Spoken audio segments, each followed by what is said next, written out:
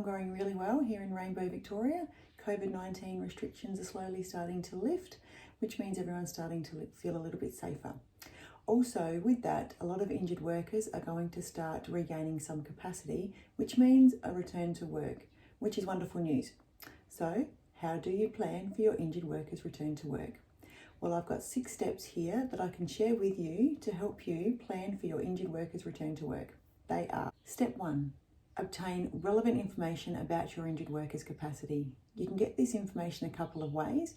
You can start by having a clear, open and transparent conversation with them by asking them about their capacity, about how they're going and about what they feel they can do. You can also get this information by looking at their certificate of capacity. I've done a video on understanding certificates of capacity in the past, so I'll link this video in the show notes below. Step 2. Assess suitable or pre-injury employment options. Even if your injured worker doesn't have a current work capacity, you can still work with them to source possible suitable duties in preparation for their return to work. Have a look at your injured workers' pre-injury duties and see if you can modify any of these duties or modify their hours to make it easier for them to come back to work.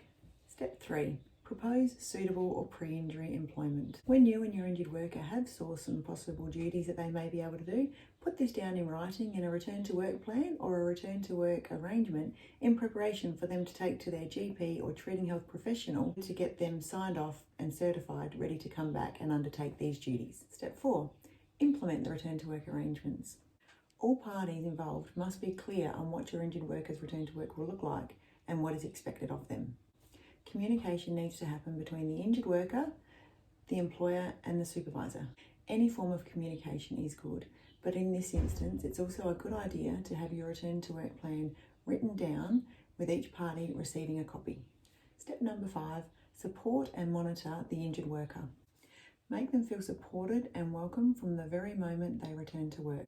Make the necessary changes you need to fully support their return to work.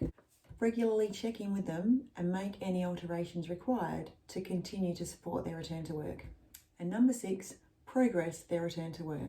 This will more than likely be gradual and may require a few stages, but any progress is good. Increase their hours and duties in line with their capacity.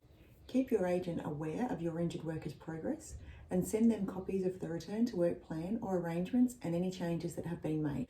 Once your injured worker has returned to full hours and full capacity and feels confident that they can maintain this, the final step is to get their treating health professional to sign off on this via a certificate of capacity. Well done, you've got your injured worker back to work. Good outcome for all parties involved.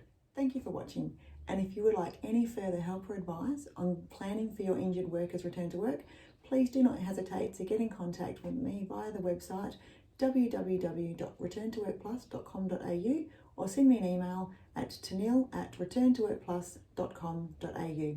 Have a great week. Bye.